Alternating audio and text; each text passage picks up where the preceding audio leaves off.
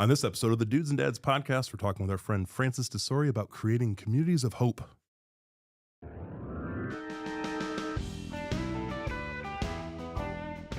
Joel. Andrew.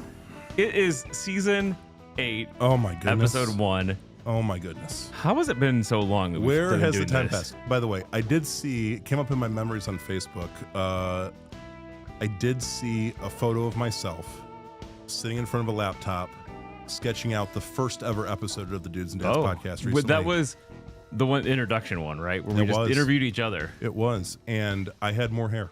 I did. I can tell. More hair? Yep. I had the hairline had not receded quite as much. And so that tells you that time has passed. And we're wiser. We're better in touch with so many things in our lives. I'm more organized, more insightful. I have more gray in my beard. I often feel like where did the time go? But we are here. We're excited to have each and every one of you along for the ride, and we're grateful that this is yet another season. We're kicking it off, kicking the new year off right, Andy. Yes, we are. You and I have talked about our feelings about New Year's resolutions, how we don't like them. We just want to say every year that hopefully we're getting better every year. Hopefully spiritually we're getting more in tune. We're getting to where we need to be. We're loving our family better, loving our kids better. All those things. But I refuse to make a resolution about that. And that's and I feel like, by the way, our sermon this morning was around that. And I felt affirmed by yet another valuable voice in my life that just said, don't make resolutions. Just continue to strive at living a good life and just not settling for the average, right? Right. Okay, great. Hey, it's been a great show. Everybody have a good night. That's no, hey, the thing I am resoluting, I can't talk today. Yeah. Which is bad for a show day, but is that you can now call our studio live. No, you cannot. Yes, you can. Andy. 574-501-4467 will allow you to get into our live studio. Gosh. So we would love to have somebody call. Is that something eventually that we'll have our fearless production assistant, Jamie/Marky Mark, he'll get to screen the calls eventually. He will. You're going to have some real crackpots calling in. We might. We know our audience. We know. Hey, everybody. We also want to just say, though we are waiting on official sponsorships, we've been so blessed by the people that support this show and make it happen, because we got some bills that we have to pay every year for various technology things. We want to invite you, if you're any one of our friends, business owner, organization runner, whatever it is, and you want to be a sponsor of the Dudes and Dads podcast, glad to have you on board. Be sure to leave us a voicemail. Yes, that same phone number. Leave us a voicemail at 574-501-4467. Fantastic. Or you could email us at dudesandadspodcast@gmail.com. Would love to make that connection. Always love to partner with area businesses, organizations that want to help us keep this thing on the tracks.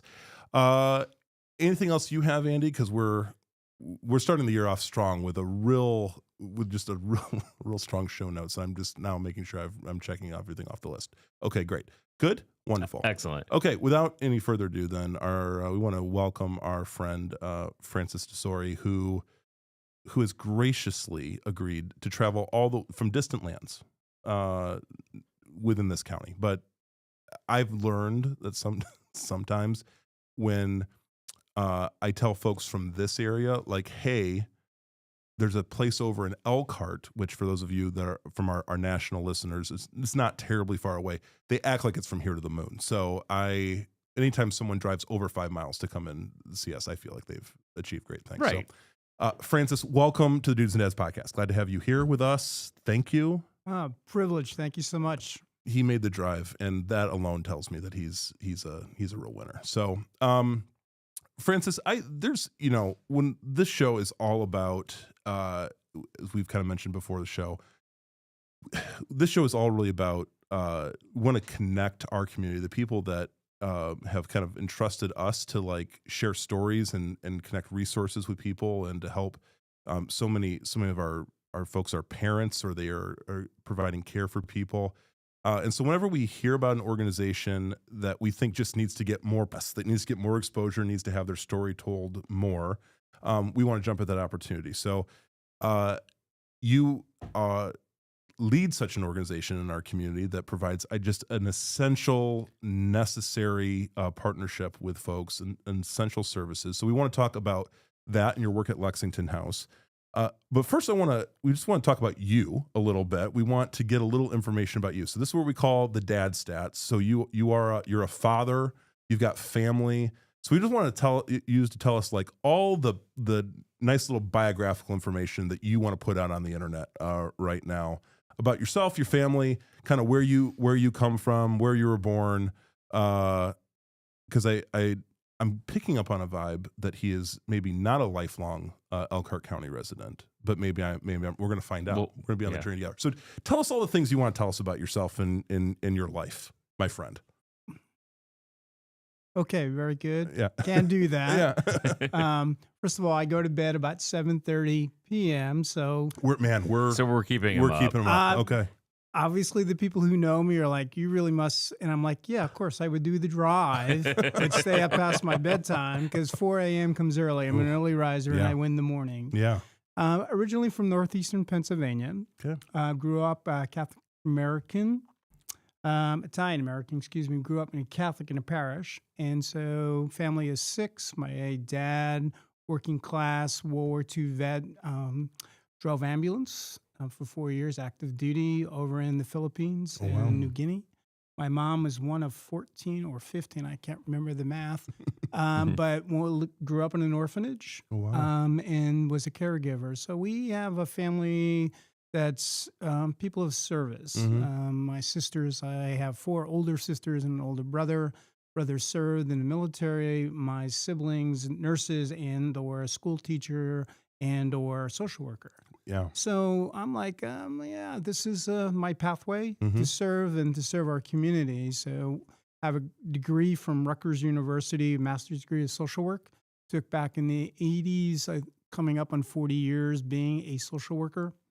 Which I'm very proud of. I couldn't always say that because back in the 80s, being a male social worker, you're odd guy out. I was the odd guy out. Yeah. That's true. But over time, very blessed. I have a godson who is a social worker. He got his degree from Columbia University out of New York.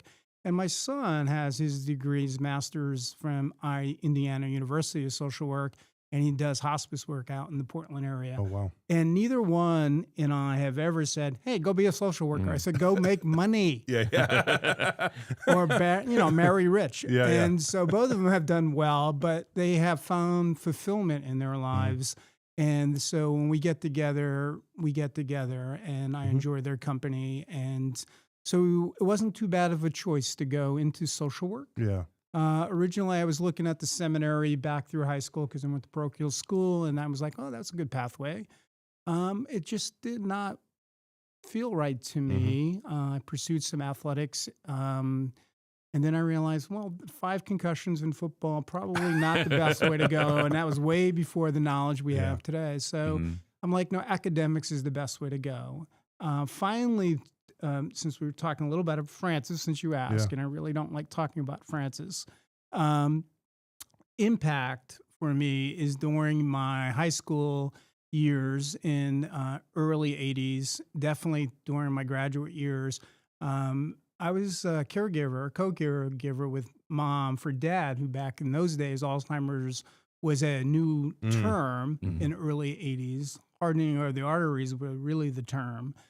But working class, row home. So dad stayed home and we took care of him throughout almost 1980s till about 1988. So that was my high school, college, and graduate. That was my relationship as a caregiver with mom. My older siblings were out and they were having their families and I was at home.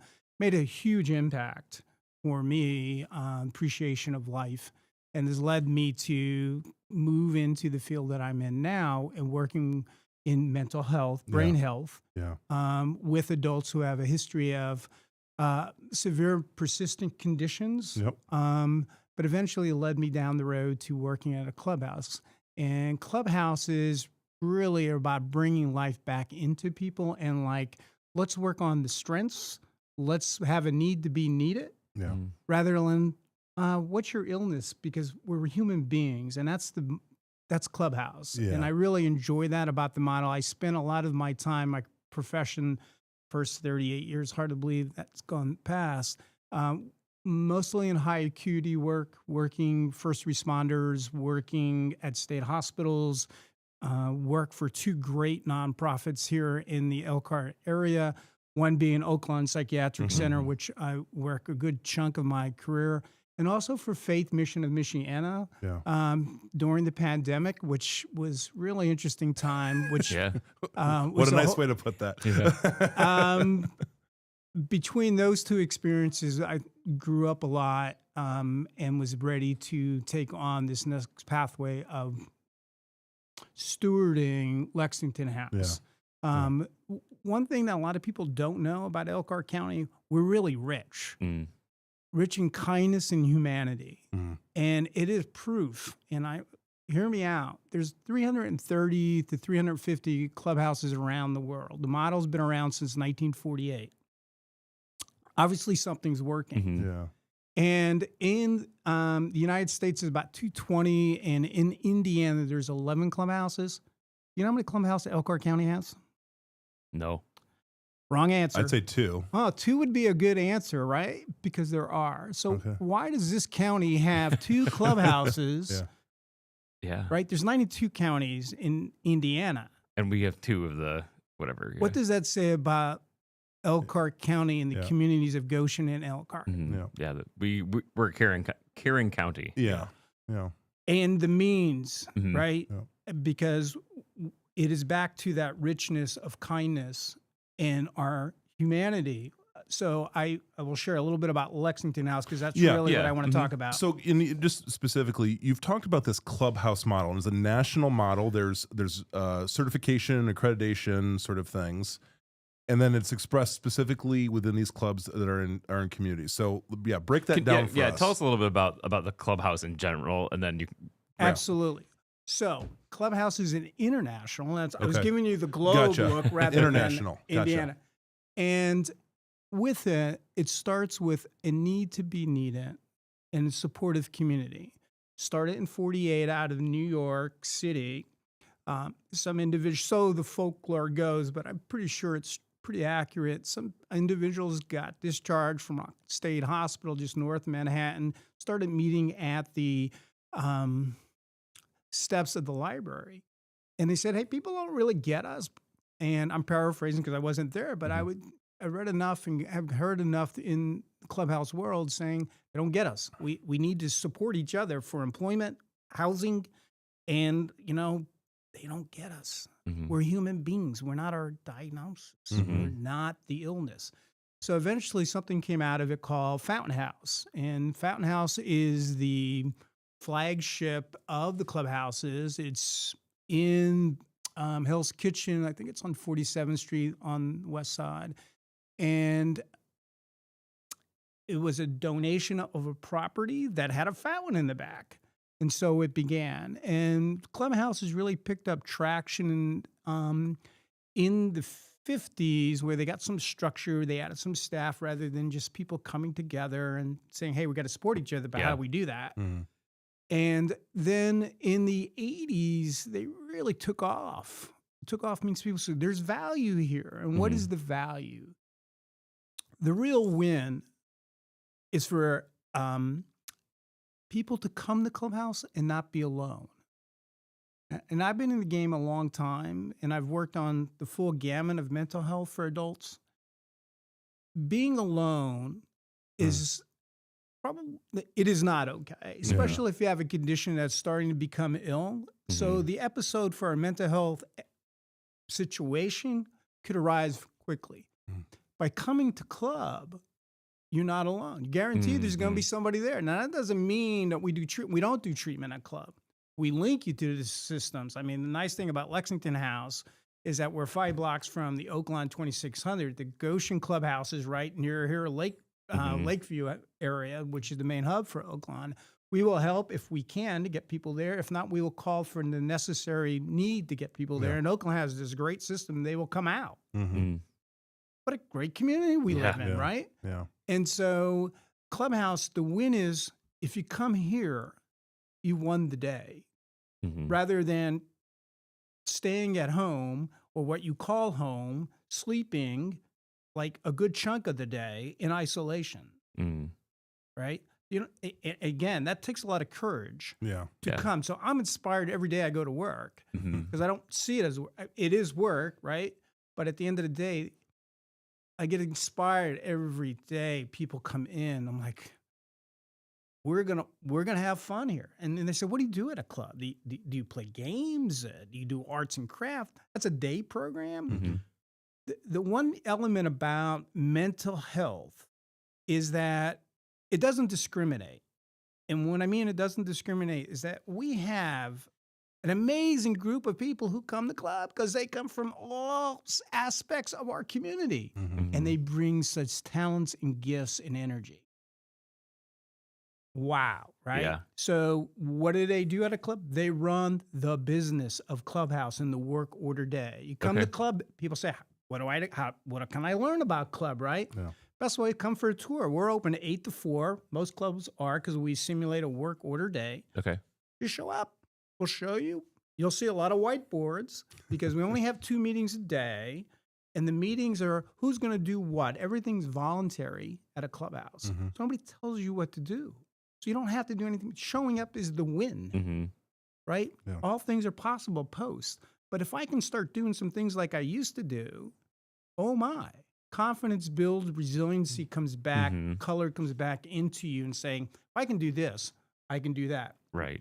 I'm sorry, I'm speaking, I'm very passionate about We love this, it. right? Yeah. So use the term color comes back into life. I love that image because for so many, they're kind of living in this gray, black and white world where kind of the color has been drained out of their life. They're not feeling the excitement and vibrancy of number one of being able to sort of to affect their own lives positively. They feel like they're kind of because I mean from hearing from stories from folks, it's kind of like I didn't know I didn't know the way back to kind of living my own life and experiencing, I knew what happiness or joy in life was maybe at some point. I remember that, but it just seemed like that was like out of reach. And then I came to club. And then I'm with these other people. I have a community now. I have purpose. I'm needed there. And then I'm building I'm building skills back. I'm gaining confidences back. And then this kind of it's like that snowball, right? Yeah, where as you do something and you get more confident, then you can do more. And, yeah. And I just have to imagine that getting to see that sort of thing on a regular basis, to see that process of color coming back to people's lives. I mean, that's pretty inspiring, I think. Yes, you can think that, and I'll confirm it. Yeah. 2 really quick examples. Clubs are open on major holidays. So Christmas this year, New Year's, clubs open 10 to 2. We are a work family. So for those who don't have family or don't have access to their biological family or what they consider, they come in the club. And I really took note this year. We have moved to our new location because we're a business that has grown in 5 years. I will talk maybe at the end a little bit about that because it's a business and you have to grow a business, right? Yeah. Or you're out of business. And the other part of that is like to sit back and watch individuals come in and to have fun, enjoy other people's company, laugh.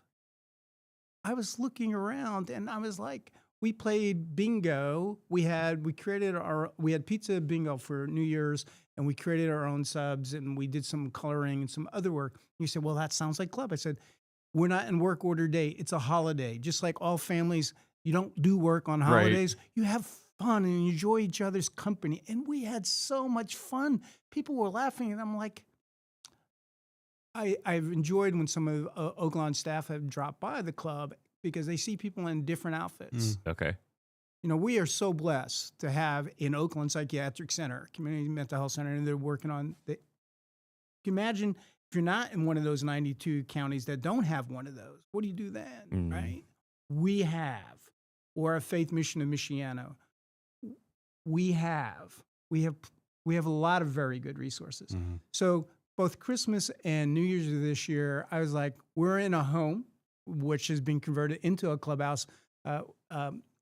Person out of Fort Wayne has a clubhouse, Carriage House. It's really the flagship. It's the largest one. They average about 38 people a day. We do about 17, but we're down a kitchen unit, which we've had to renovate and create a kitchen unit, which involves a capital campaign and health department and all that piece.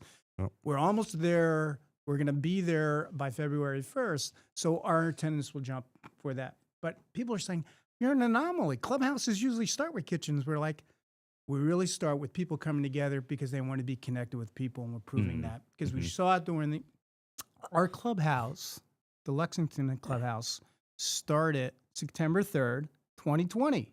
No. What a time to start a nonprofit. Who wants to start a nonprofit, right? So get a call from Clubhouse International from a person who's been with them a long time. Says, I have one question for me, Serge. Really nice guy. Came and did an accreditation for us later. And he goes, so why are you opening a nonprofit in the middle while everybody's shutting down a nonprofit? And here's what I said to him. I'm going to say it tomorrow at the Rotary, Elkhart Rotary. I'll be talking about our 5-year anniversary. This is Elkhart County. What better time to add light to the hope? We have not forgotten. Yeah.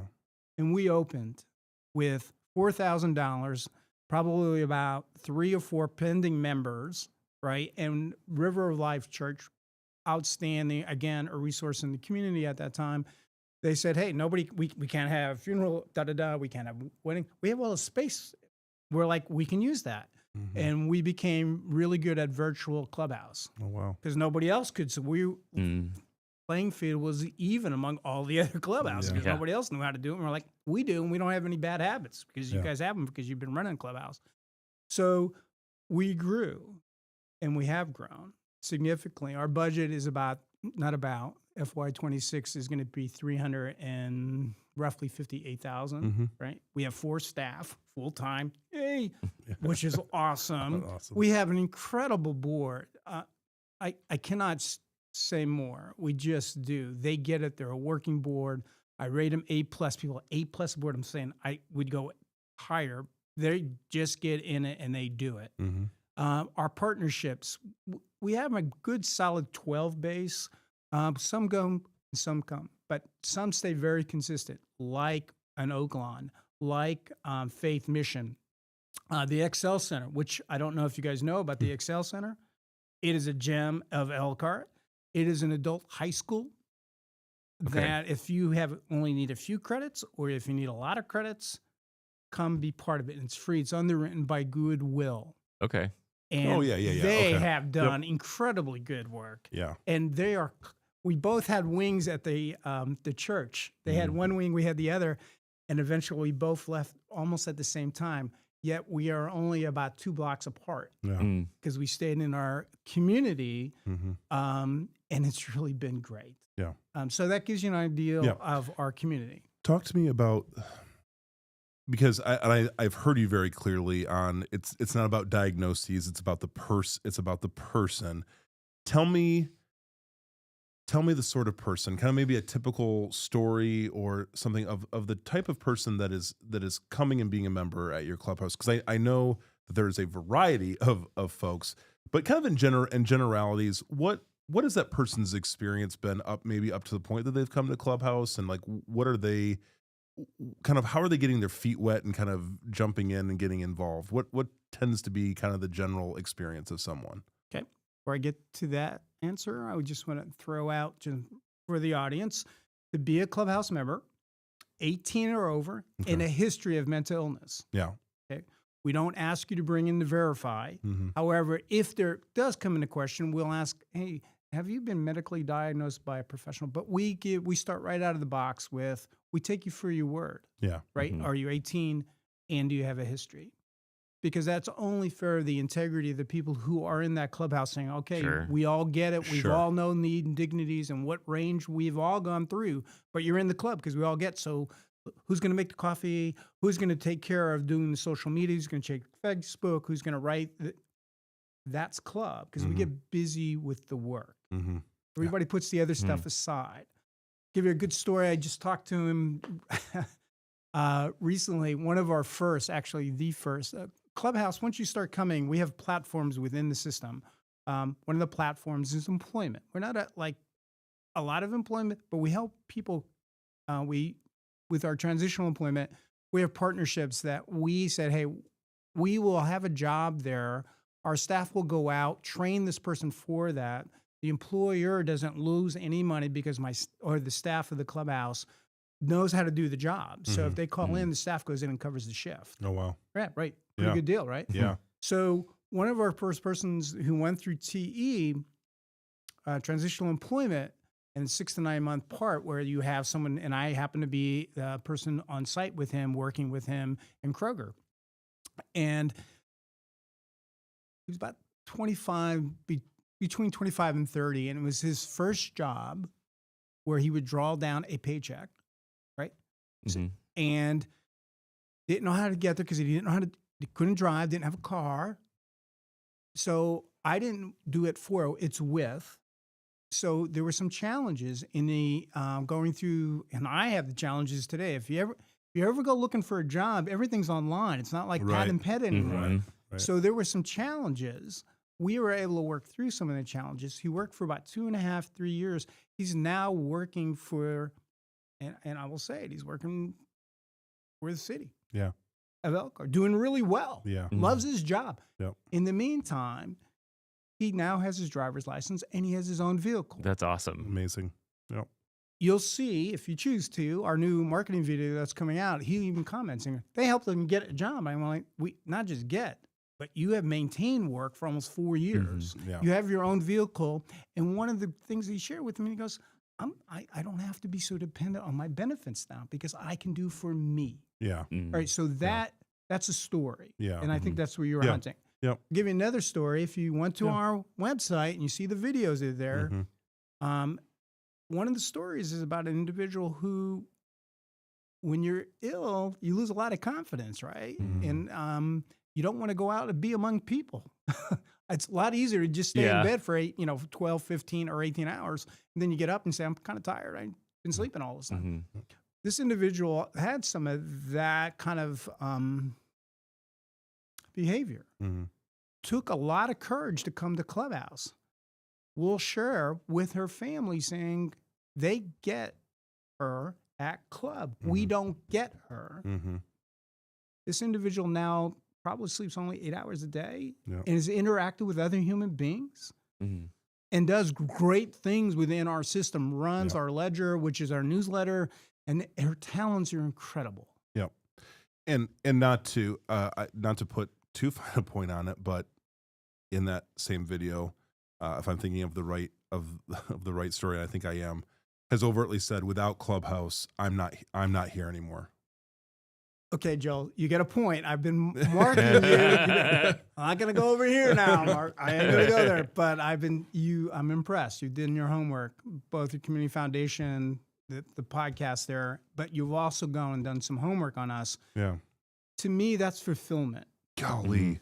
I mean, like this, and for people listening, and number one, if any of our, because we know this, that we have a listening community that has friends and family members that have these kind of needs, that have these stories. We absolutely know that. And I think for any family, there is a fear. When years and years ago, when my brother was younger, I mean, some would be similar story, sleeping multiple hours a day, was, diagnosed with acute agoraphobia and had like some significant challenges. And I remember we as a family feeling, number one, powerless to like, it felt like we weren't sure, in that season of his life. I mean, and things are so great. Things are so great now, so different. But like, these would have been his adolescent years. You're like grasping at straws. You're just like, what can we possibly do to help this person. Also fully acknowledging we didn't fully get him. We didn't have a way of like, because we didn't know other people that were going through the same thing that he was necessarily, right? So yeah, he's maybe seeing a psychiatrist or psychologist or, you know, doing these sort of things, and we're trying to address those, you know, you're trying to address that kind of thing. But you know, when I hear stories of people say, I found purpose and that's why I'm here today. Like I was surrounded with these people and that is why I'm here. That is nothing short of, I mean, it's a miracle that Lexington House or any club like that would come into play in a person's life, and that they've gone from such a place of darkness and hopelessness to like turning a corner like that. Like that's amazing. But for a family, a support system to see that happen, like, so you're like, you know, I would say you're ministering to two, you know, you're ministering to the family and to the person as well, because man, oh man, like watching someone you love and care about struggle that way and just being like, I don't get it. You know, like I don't know what else I can do. When you find a community that does get it, it's huge. One of the greatest compliments Lexington House has received came from the Community Foundation of Elkhart County, and they're great partners with us, and they came over and checked us out. And the feedback that we got is that you have a culture of kindness. Mm-hmm. Yeah, you just don't talk it, but when you walk in, it is there. Yeah. Well, who wouldn't want to be there? I mean, the world's hard enough out there, right? And coming to a place where people get you doesn't mean we're providing or we replace traditional mental health treatment. I'm all in on that. Yeah. Please do not misunderstand. Club does not replace that. We enhance that. And with that, it gets a place to grow, get that confidence back in the game. It also gets the resiliency up, which is hope. Yeah. Like if I can do this, I can do that. Like the gentleman who's now working, or the individual who's not sleeping. You saw the video. It's so touching. And I know I'm not here. One of my roles, in which I stay in my lane because I do, it's their stories. It's not mine. And I don't tell their stories without permission. Yeah. And they do. And I love when they tell them. But I know their stories because they've shared them. And I've seen people come in our door and I know them.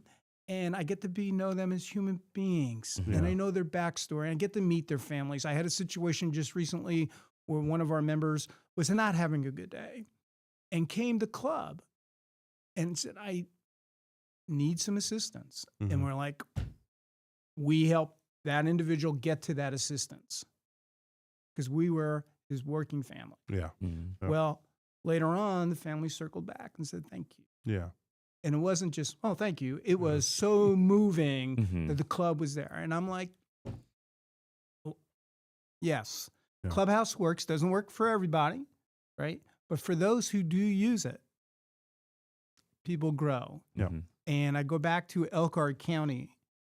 Take a hard look at the people who make up Elkhart County, and particularly I don't ever want to put down Napanee or some of the other small, because we are all in this together, right? But Goshen has a clubhouse. It was the first clubhouse in the county.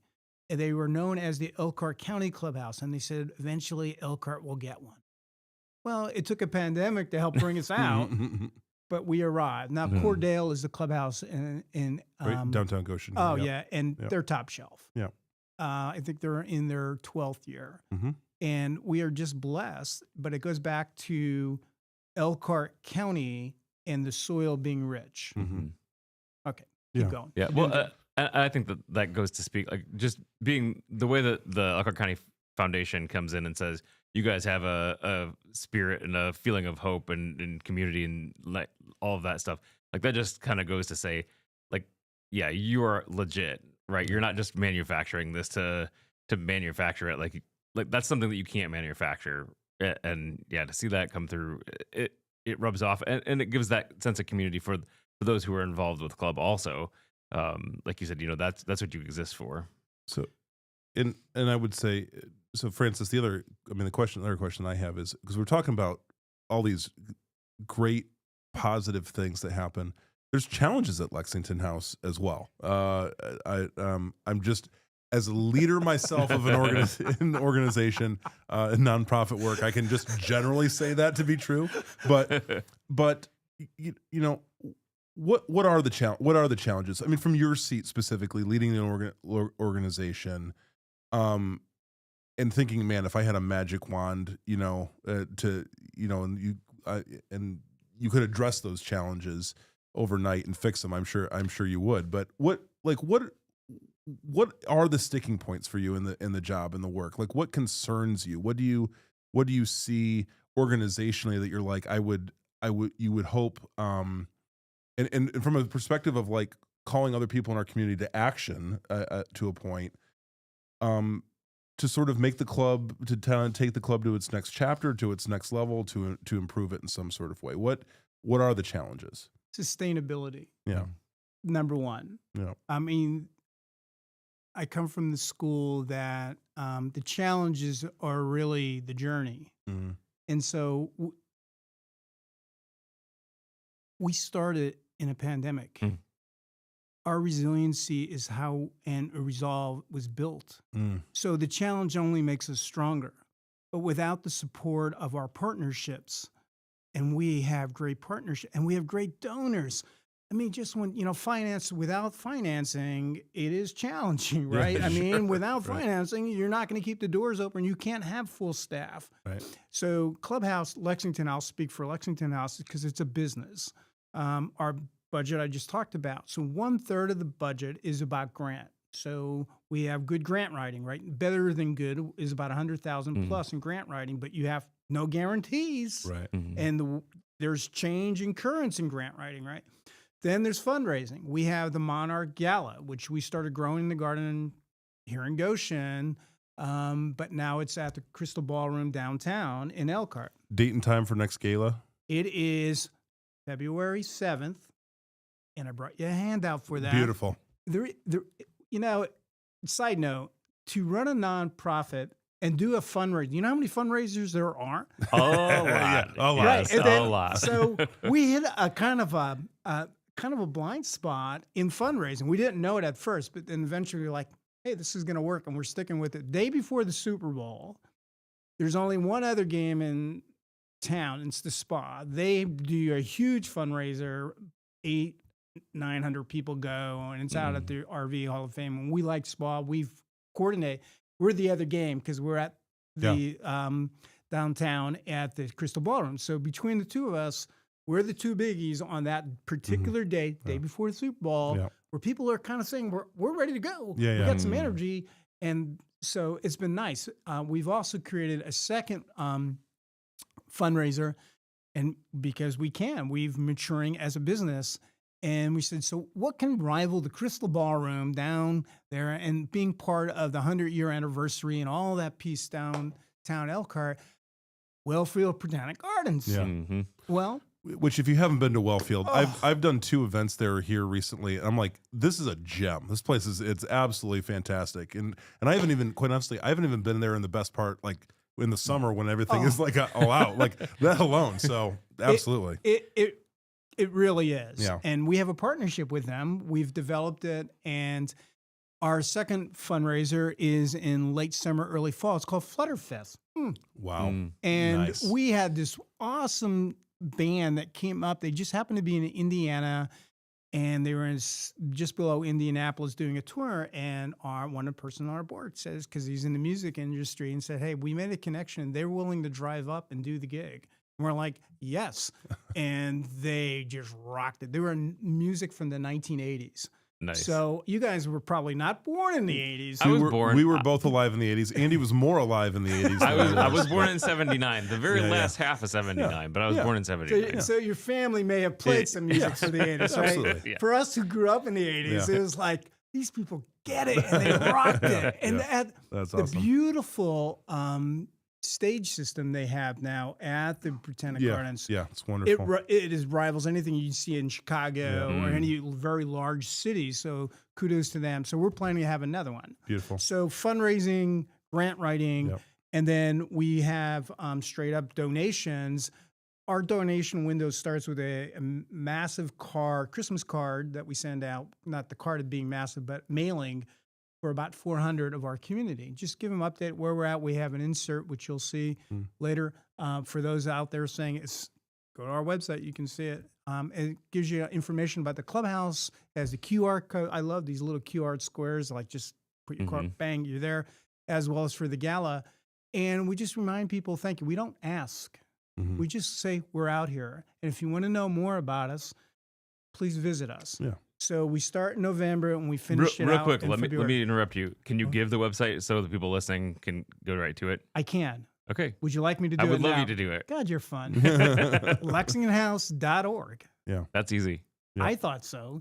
I didn't come up with it. One of the members did, and they did all the back work to get Awesome. all that. I'm like, you guys are really smart. And they are. Yeah. It's their club. Yep. All right. So financials, you get a big challenge, right? Small day-to-day challenges. There are challenges that periodically come on at club. The nice thing is, just like normal families or work environments, we sort it out. If someone's not having a good day, we sort it out. Dignity is part of our mission statement, and people know that, and we work it. And so overall, I would say Lexington House has a culture of kindness. I'll validate what I heard from our guest, Kevin Deary from the Community Foundation of Elkhart County would say, Francis, culture of kindness, you guys do it. I'm like, we do. That doesn't mean there's not challenges. And then there's the day-to-day challenges. Give you an example. We're in a major renovation at the clubhouse, right?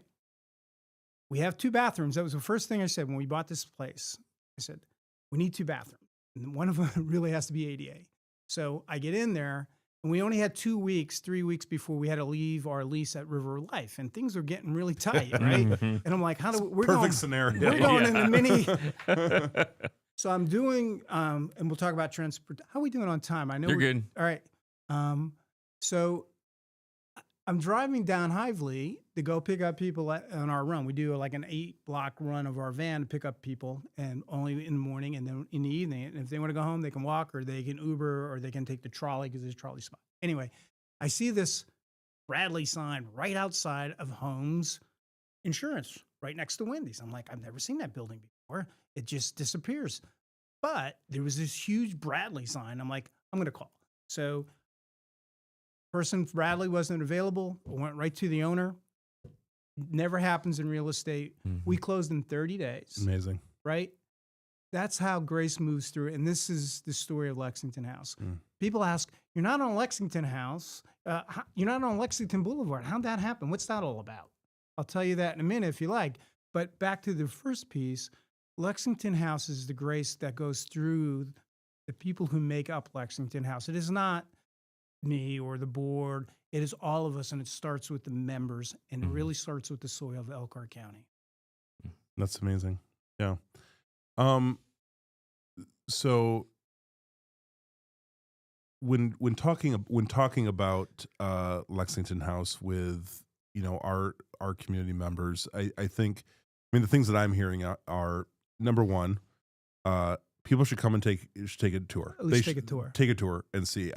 I've been through one clubhouse over in South Bend. I've gotten a tour there, and I need to make more Lexington House. I should say, because I will be at the Monarch Gala on February 7th, and I'm really excited to see the event. I'm also donning some special attire. I'm zeroing in. Now you're piquing my interest. Yeah. Because the Monarch Gala, it's a butterfly theme, and So you're coming as a butterfly? You nailed it, Andy. Way to go. Way to go. I mean, sorry, I spoiled it. Cat's out of the bag. But I'm going to be there, and I'm really, really excited. But because the thing we want to do is we just want to invite people, any interaction they can have, any exposure to Lexington House, just to get a flavor for it, to see it, to feel it. Because I think once you do experience it, it's not something that leaves you easily. I think it makes a pretty consistent impact, culture wise, kind of what you formed. but yeah, that's what we want to encourage people toward is take a look. Maybe you know somebody that could really benefit from entering into that community and entering that experience. Maybe you are somebody who are like, hey, I've been looking for a nonprofit to support, and I've got money burning a hole in my pocket. I know all of you are there, especially right after the holidays. You're just flush with extra cash, but any number of ways, kind of providing sustaining support financially, or with other resources and I should ask, apart from the financial piece, are there other donation wise or other tasks or things that can be done that can be volunteered at the Lexington House? So clubhouses, Lexington falls into that umbrella, is a unique nonprofit. We don't do volunteers. Because if the work can be done, it can be done by the members of the college. Which is, yes. Yeah. Mm-hmm. However, there is one carve out. So for the people out there in the audience listening, our board members are all voluntary. Okay. Yep. And we are currently looking for at least one position, possibly two. Our board is 13. We are at 10. And on our board, which is very common in Clubhouse, is that 2 members sit on the board. Yeah. We have one vacancy we'll be filling from that piece, but also think about that. Yeah. It's their club. They have a right to be on the board, and they're voting member. Yeah. Great. Isn't that cool? Yeah. That's awesome. Yeah. Love that. So if Elkhart's too far, I'm always going to push out for Cordell. For us to take the routes that we have, we had to lean to SJC, St. Joe County Clubhouse, which I worked there a whole year prior to coming over here because I wanted to learn the clubhouse model. And I did. I had really good mentors there. But Rich and Erich, Rich Meyer, who was the founding director and just recently retired, but Rich will always be part of their fabric, and Erich, who's now the director. Cordell House, just go for a visit. It's not for everybody. But people say, what do you do here? Come on in. You figure it out. It may be for you, may not be for you. Yeah, that's awesome. So I guess, when we're talking about Lexington House, we're talking about your experience. What has your engagement with Lexington House? How has it changed you personally as a leader? What would you say is the kind of the presiding impact for you personally? So I'm coming up on 38 years as a social worker, professional social worker. And where I am in my career, people say, well, you're in the back half. I've had some great people who have mentored me, who are now have moved on to reinventing themselves. So they're teaching me reinvent yourself. I work primarily on high acuity. That means when people get really ill and how it impacts it all. I've had the privilege of working as the gatekeeper to the state hospital system from Oakland. I worked with CIT, Crisis Intervention Team, helped develop that system with people who now have taken it to a whole different level with first response. A lot of that takes out of you a little bit, right? But to be at a clubhouse, it re-energizes my spirit. Like when I took note, and I've learned to smell the roses and take a moment, to be in the moment. And at Christmas and New Year's, I took that and I just sucked it in. I said, we have built something really good here. And it's been echoed by a few people who have said that back to me and saying, this is why it was, I'm like, it goes through us. It is not us. It goes through us. And I'm like, as long as I can continue doing this, we just finished up doing our strategic plan and succession planning because, shelf life of a director, you put a lot out there, but eventually you got to say, shelf life's over. But we are working on developing some for the next generation. So the big challenge, sustainability, which I said earlier in this conversation, is that the real proof of our leadership is not now. It will be after us. The trees being planted not for our shade. Yep. Love it. Well said. Well, Andy, we can't let any guest finish up an interview without a really special segment we like to call. And now it's time for the Dudes and Dads Pop Quiz. Thank you so much. So, Francis, as I tried to warn you about earlier, this is a section of our show where we ask random questions. In fact, so random, I have a whole deck There- of we cards. actually have a- you have a deck. They Yeah, are yeah. bringing a real deck here. Yeah, I've got an actual deck. Well, and you know what? To start this one off, I'm going to ask Mark, our production assistant here. He actually has a mic this time. So welcome, Mark. Ask your question. Hello, everybody. Hi, Mark. Go for it. So I pulled a card from the deck, Ooh. and it was not good enough. Oh, okay. So the random question is, I love he's gone in typical Dudes and Dads podcast form. He's gone off the rails already. He's making his own trail. I'm excited. Here we go. Yeah. Okay. If Abraham Lincoln was your brother, what would you guys do for fun? Okay. Here Wow. we go. Okay. It was my brother. What we would do for fun? Probably go fishing. Attaboy. all right. Okay.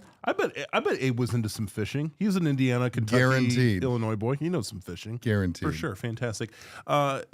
Yes. Francis, my question to you. If you were to have a sandwich named after you, what is on that sandwich? Oh boy. It's really interesting you brought that up because at club I have hummus on a pita bread thing. Uh-huh. Okay. That's what I get. Okay. Because my goal for me is that I want to make the 100 years old. So Okay. I'm watching what I'm loading in now. So what would be named? Probably 100th century Okay. sub. Okay. Okay. It's the 100th century sub. It And has- I want to say, by the way, I believe he, in all of our guests, and we've asked this question many a times, the sandwich question comes up frequently.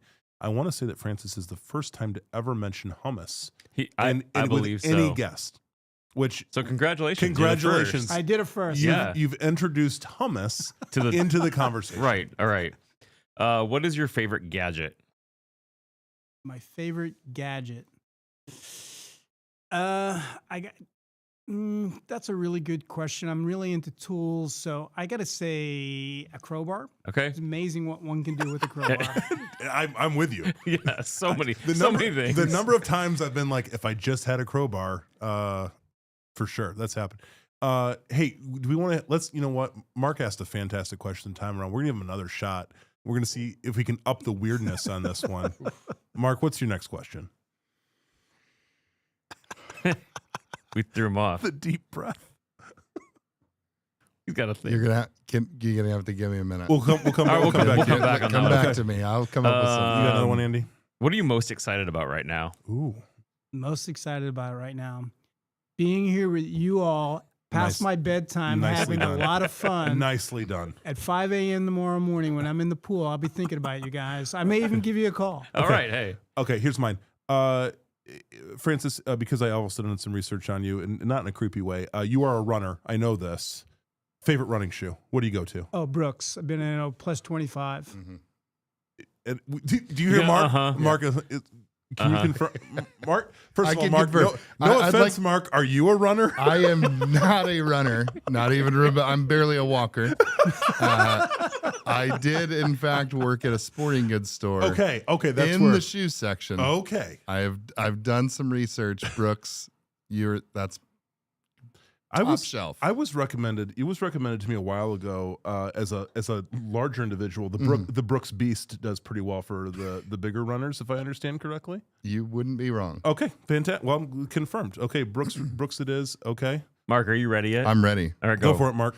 What is in the back seat of your vehicle? Cleanliness. Oh.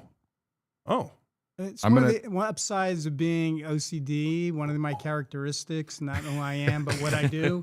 My kids just drive me crazy because they get in, Dad, you have this car, it's a 2008 Rondo, and it's clean. Yeah.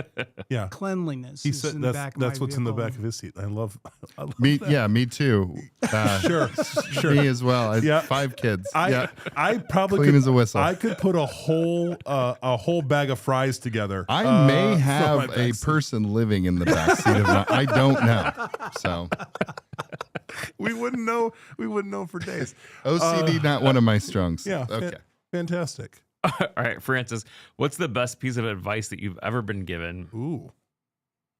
There's one. Ooh, that's a really good one, right? Mhm.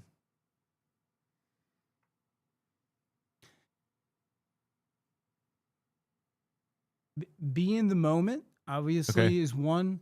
The other one is respect your elders. That's the only way you become one. Oh, nice. Nice. It sounds like a threat. Like it's the only way that you're going to become one is if you respect them. Well, they know things that you want to learn, and they're forgetting things. And I'm like, I want to learn from them, and I have learned some great teachers have shown me how to reinvent, how to move it forward. You talked about running, really quick piece. I mean, you really get humbled when you get passed by, because like in triathlon, I do tries, people have their numbers on how old you are on the back. And, you know, I was in my 40s and I'm like, wow, look at me. I'm up in Madison doing a piece. And this individual came by and I'm like, hey, we only have, you know, 2 more laps, 2 more, you know, 6 point whatever mile to go around. We're done.